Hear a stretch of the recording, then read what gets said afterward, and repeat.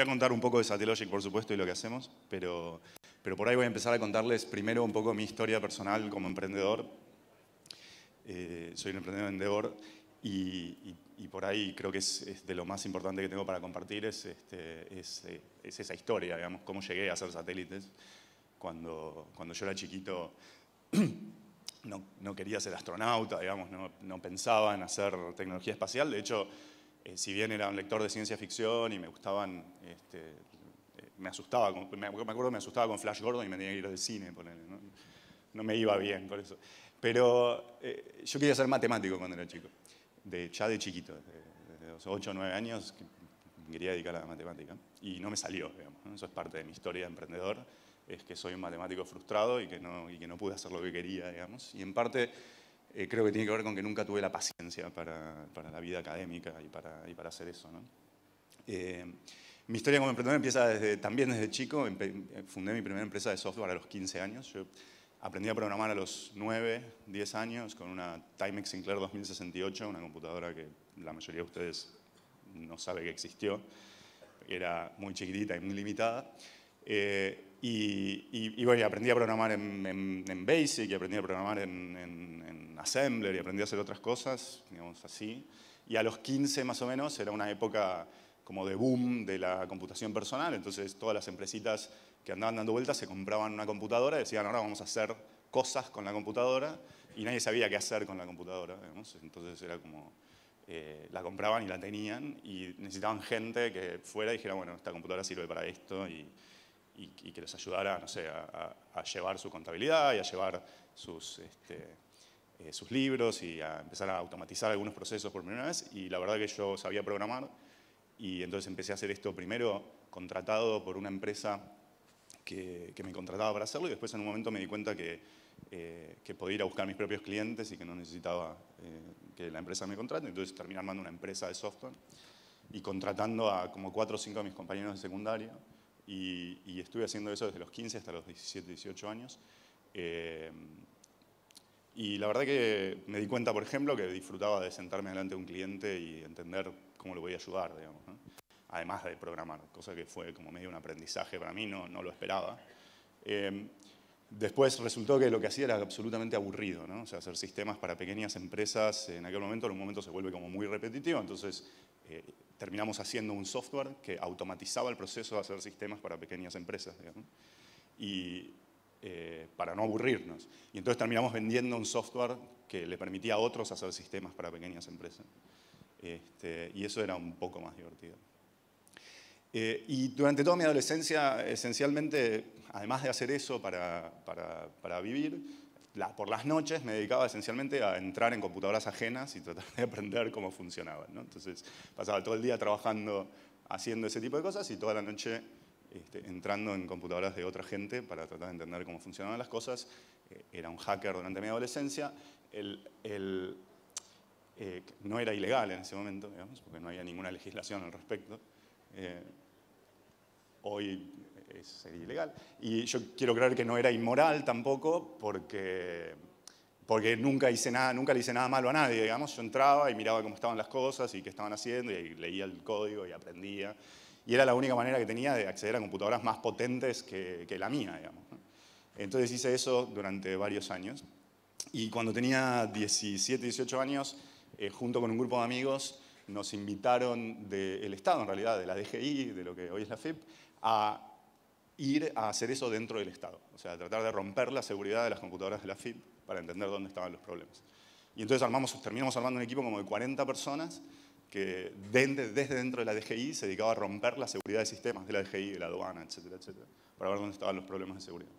Y fue como divertido, o sea, la anécdota divertida es que llegamos el primer día, nos juntamos con la gente de seguridad informática de la FIP y nos dijeron, bueno, el sistema es súper seguro porque esto, porque lo otro, o sea, esto es nivel mundial. Y bueno, tardamos 15 minutos en romper la seguridad del sistema de la FIP, ¿eh? Por reloj, o sea, 15 minutos después teníamos control de todas las computadoras de la FIP en todo el país. Pero después tuvimos 1 año y medio tratando de arreglar el problema que habíamos encontrado. Y ahí tuvimos que aprender un montón de cosas. Entre otras, tuvimos que aprender realmente a hacer software escalable, que pudiera ejecutarse en procesos críticos, en una organización que no podía estar offline, digamos. Y terminamos instalando software en las 1.500 agencias que tenía en ese momento la FIP por distintos lugares del país, en el software más crítico de todos, que era sobre el sistema operativo. Aprendimos un montón. Y a los 19 me fui con 4 amigos que tenía en ese grupo, nos fuimos juntos a hacer una compañía de software. Al principio hacíamos consultoría, en realidad hicimos consultoría de seguridad informática y después la transformamos en una compañía de software, llamó Core Security, donde hacíamos primero eso, prácticas de lo que se llama penetration testing, que es ir y romper la seguridad de sistemas para aprender dónde están los agujeros, y después fuimos desarrollando software y eventualmente terminamos desarrollando lo que fue el primer software automatizado de test de penetración en el mundo, y empezamos a tener mucha atracción y tuvimos, la verdad que empezamos a tener clientes como súper interesantes. Arrancamos más o menos en el 96, 95, 96. Para el 98 teníamos clientes como Google, Amazon, Cisco, Microsoft, la Casa Blanca. Y cuando lanzamos el software este automatizado de test de penetración nos empezó a ir como súper bien. Y Core fue una compañía Endeavor de la clase del 98, así que venimos como, tenemos una larga historia juntos con Endeavor. Y aprendimos muchísimo de la red de Endeavor y aprendimos muchísimo durante todo el proceso. Y yo digo, Core fue de alguna manera mi escuela, digamos, ¿no? O sea, donde yo aprendí cómo construir una compañía fue adentro. Lo que me pasó es que después de 10 años o 12 años de hacer eso, estaba un poco cansado del problema de la seguridad informática. O sea, me parecía que la problemática de seguridad informática no era el lugar donde yo tenía que enfocarme si quería agregar valor en el mundo, ¿sí? Y entonces tuve una idea malísima, pero que en el momento me pareció brillante, que fue irme a hacer venture capital. Dije, bueno, no puedo agregar valor donde quiero pero aprendí un montón de cosas haciendo core y por ahí puedo ayudar a otros a hacer proyectos y de esa manera multiplicar el impacto que tengo en lo que hago y ayudar a resolver problemas más importantes. Entonces fundé un fondo de capital de riesgo que se llama Concagua Ventures y donde hacíamos inversiones early stage muy tempranas en tecnología. Y fue una de las experiencias más frustrantes de mi vida y por 2 cosas, básicamente. La primera es porque estar del otro lado de la mesa donde la gente viene a pitchearte sus proyectos y vos le tenés que decir que no al 99% de las cosas que te pitchean, a mí no me gusta. O sea, yo es como que soy un tipo que naturalmente soy más optimista. Si me decís una idea, yo trato de encontrarle la vuelta para que eso, o sea, porque es maravillosa, no porque es una porquería, digamos, ¿no? Y ese mindset no es el que uno tiene que desarrollar cuando invierte plata de terceros. Y entonces esa parte no la disfruté mucho. Y la otra parte que no disfrutaba para nada era lo que en la jerga de esta industria se llama el deal flow, o sea, los proyectos que recibíamos. Y básicamente lo que pasaba es que recibíamos proyectos muy malos. Sí. O sea, los proyectos se dividían en 2 tipos, o muy malos o mejorar la venta de publicidad, digamos. Soy malo, sí. Y para mí, honestamente, o sea, el hecho de que las mentes más brillantes de mi generación se estuvieran dedicando, y todavía se dedican en gran parte, a mejorar el posicionamiento de publicidad, me parece un horror. ¿Por qué? Porque tenemos problemas mucho más importantes que resolver que cómo mostrar la publicidad correcta a la persona correcta en el momento correcto. De hecho, nuestra generación, mi generación y la generación de todos ustedes, tenemos el desafío mucho más importante de tratar de entender cómo vamos a lograr que este planeta sobreviva a los humanos y que los humanos sobrevivan dentro de este planeta. Y esa problemática no es menor. De hecho, tenemos poco tiempo para resolver algunas cuestiones muy básicas alrededor del cambio climático, alrededor del uso de los recursos que tenemos. Así que más o menos en el 2009 decidí que no quería dedicarme más a eso, que prefería dedicarme a tratar de ver cómo maximizar realmente el valor que yo podía traer al mundo, atacando lo que para mí eran los 3 problemas más grandes que tenemos que resolver, digamos, que es el problema de alimentación, cómo vamos a producir y distribuir alimentos para 9.000, 10.000 millones de personas en los próximos 30, 40 años, el problema de energía, cómo vamos a generar y distribuir energía para esa cantidad de gente, para que tengan un estándar de vida bueno, ¿sí? Porque tenemos un problema de desigualdad energética que es tanto o más importante que el problema de desigualdad de riqueza, digamos. Y por último, ¿cómo podemos resolver esos problemas para 9.000, 10.000 millones de personas sin comernos los recursos de las generaciones futuras, ¿no? O sea, sí hacerlo de una manera sustentable, donde usamos los recursos naturales, ¿sí?, de una manera que sea sustentable a largo plazo.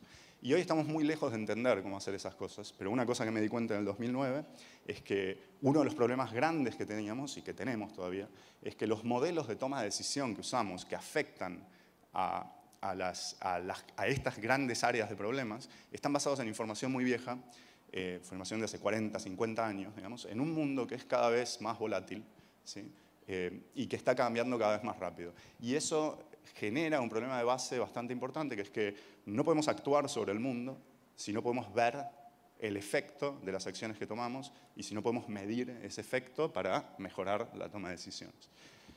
Por eso termina siendo satélites. Porque en lo que pensé a pensar es en cómo construíamos una plataforma que nos permitiera armar mejores modelos de toma de decisión.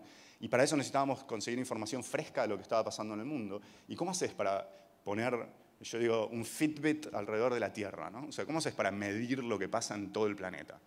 Y bueno, mi idea en ese momento fue, hagamos exactamente eso. O sea, pongamos alrededor del planeta una cantidad de sensores mirando para adentro que nos permitan ver lo que está pasando, medir lo que está pasando y con eso alimentar modelos de toma de decisiones.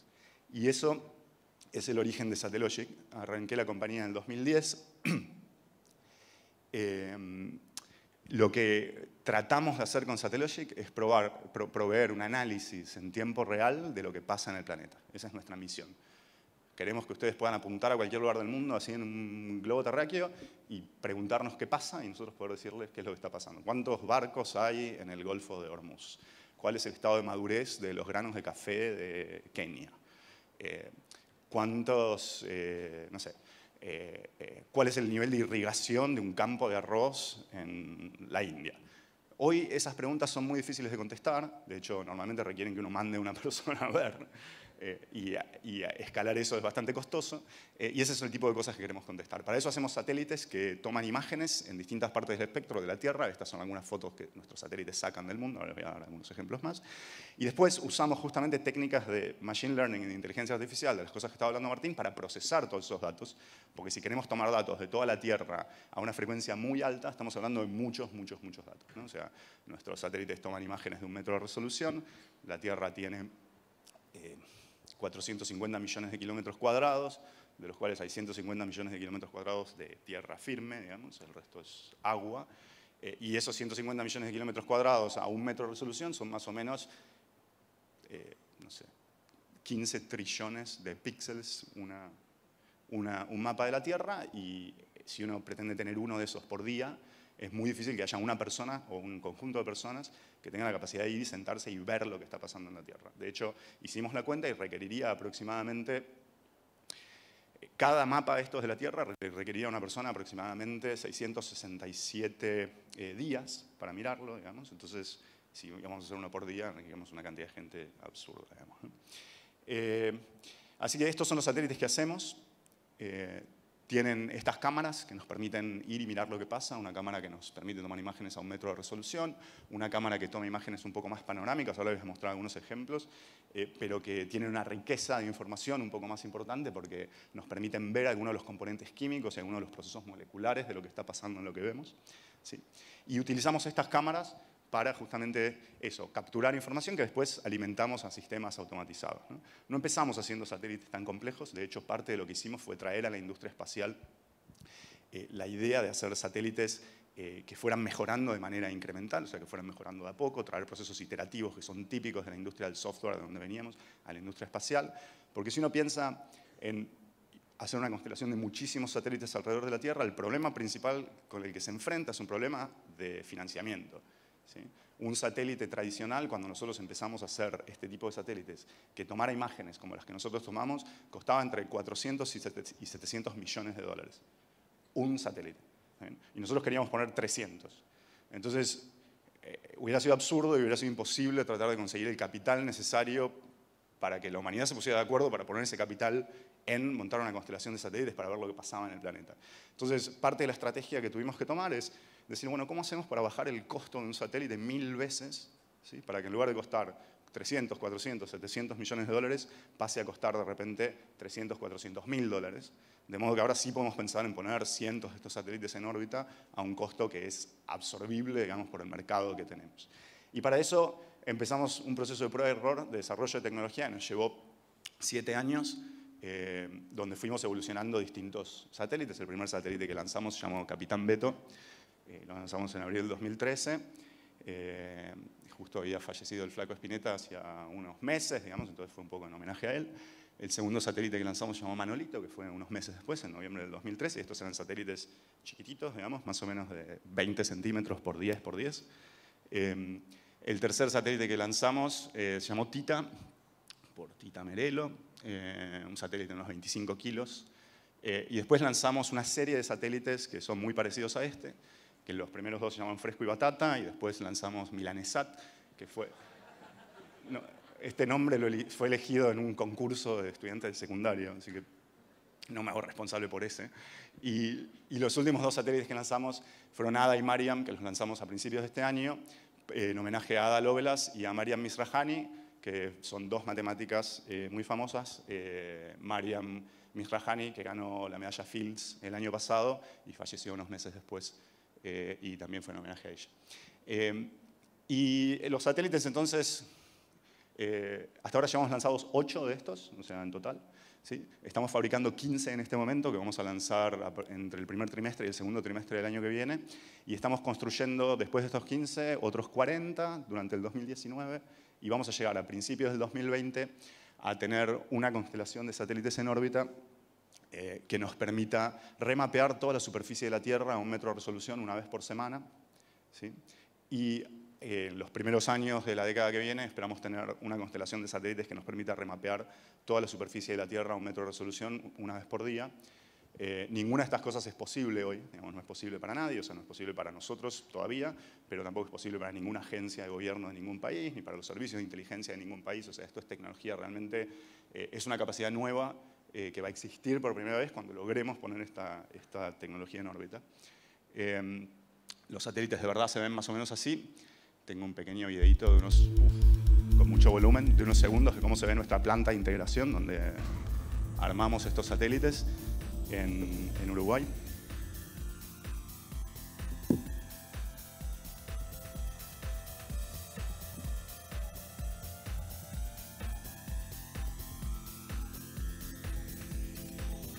Hoy somos unas 150 personas en Satellogic, de las cuales la mayor parte están en Argentina, donde hacemos toda la parte de investigación y desarrollo. En el proceso de hacer estos satélites 1000 veces más baratos, tuvimos que convertirnos en una compañía completamente integrada verticalmente.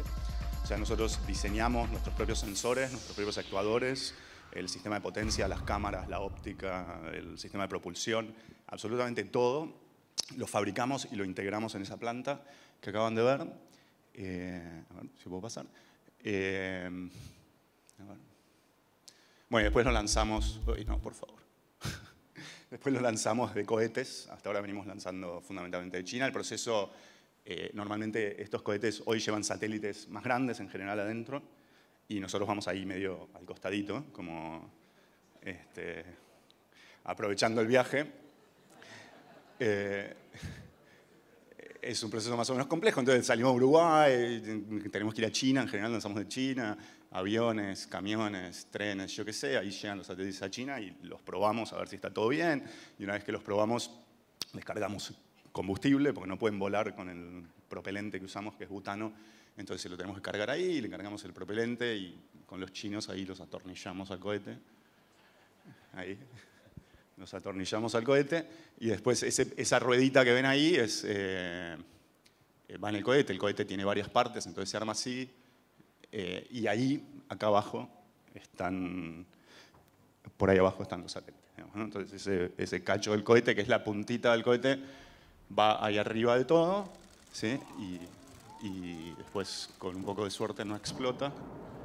Y sí, el momento es un poco tenso en general.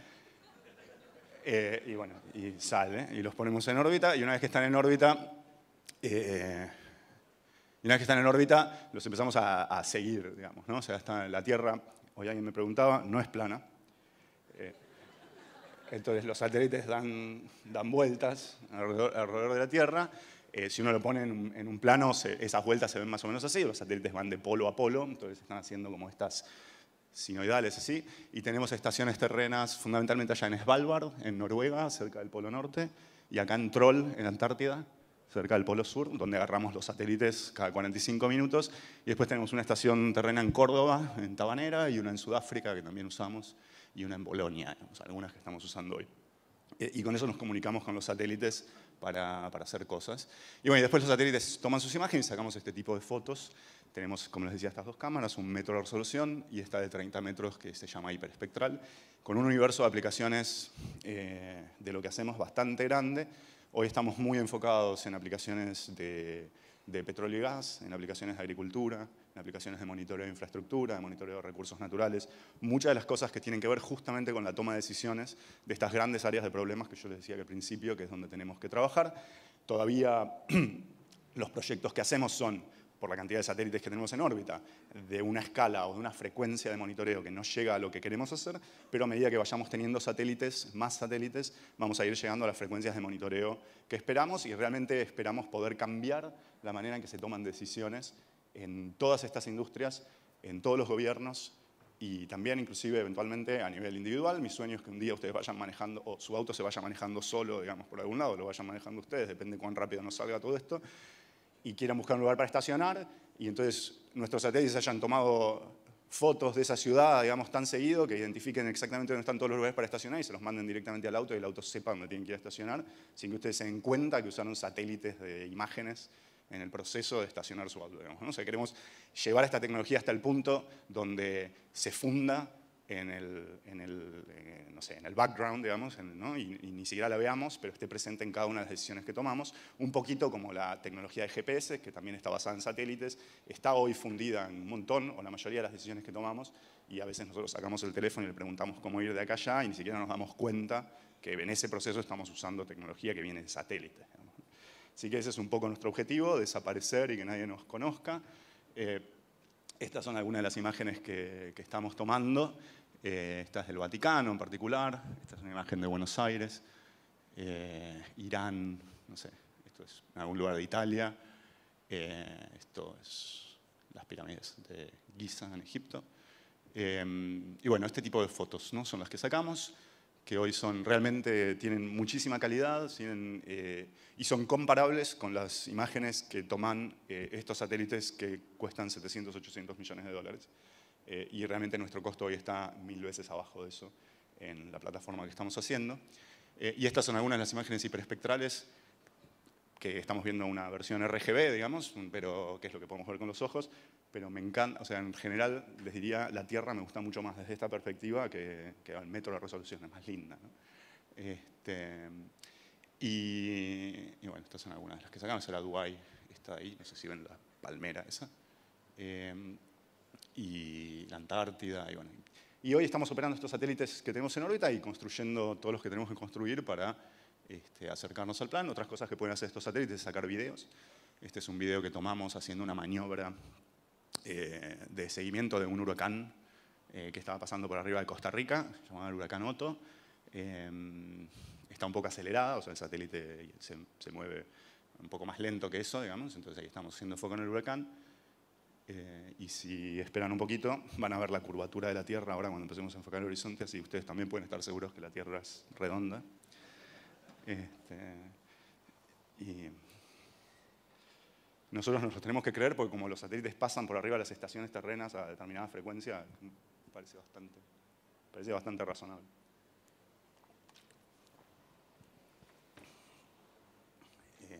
A ver, ahí está el horizonte. Entonces esta cámara la llamamos la cámara de las nubes. La Tierra, lamentablemente para mí, que me gusta sacar fotos del espacio, el problema que tiene es que está cubierta de nubes. El 60% de la Tierra está permanentemente cubierta de nubes, cosa que para sacar fotos a veces es un poco aburrido. Y esto es otro video de ejemplo, esto es tomado con la cámara de 1 metro de resolución, no sé si ven un avión despegando ahí, por acá. Esto es un avión despegando justamente en el aeropuerto de Los Ángeles hace unos días. Y este es otro tipo de cosas que podemos hacer. Esta imagen en realidad tiene 5.000 píxeles de ancho, así que tiene un poco más de resolución que esto. Pero podemos empezar a monitorear cosas tomando videos de ese tipo del espacio, ¿no?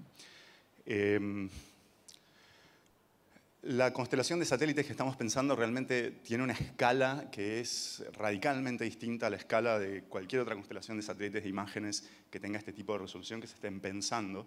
Y la razón por la que podemos hacer eso es porque tenemos estos costos, digamos, y esta escalabilidad. Y la razón por la que queremos hacer eso es porque desde el punto de vista de nuestro modelo de negocios, cuando tenemos suficientes satélites, o sea, si ustedes hoy quisieran sacar una foto de este lugar con un satélite, tienen que apuntar el satélite para acá cuando está pasando relativamente cerca. Entonces, si sacan una foto de este lugar, no pueden sacar una foto de otros lugares que están alrededor, porque están enfocados acá. Entonces, el costo de oportunidad que tienen para servir a un cliente que les pide una foto es alto, porque de alguna manera están decidiendo servir a ese cliente y no en ese momento a todos los otros clientes que podrían servir. Cuando nosotros llegamos a una cantidad de satélites que nos permitan remapear toda la Tierra una vez por semana o remapear toda la Tierra una vez por día, básicamente no tenemos más costo marginal para servir a un cliente nuevo. Si alguien que quiere imágenes de una vez por semana o imágenes una vez por día, nosotros se las podemos servir con un costo marginal cero. Y eso nos permite soportar un modelo de negocios radicalmente distinto al que soporta hoy la industria de observación de la Tierra y hacer crecer un mercado que es un mercado relativamente pequeño de 3.000, 4.000 millones de dólares a un mercado de más de 150 millones de dólares que esperamos es el mercado de toma de decisiones en estas áreas de aplicación que son las áreas que estamos buscando.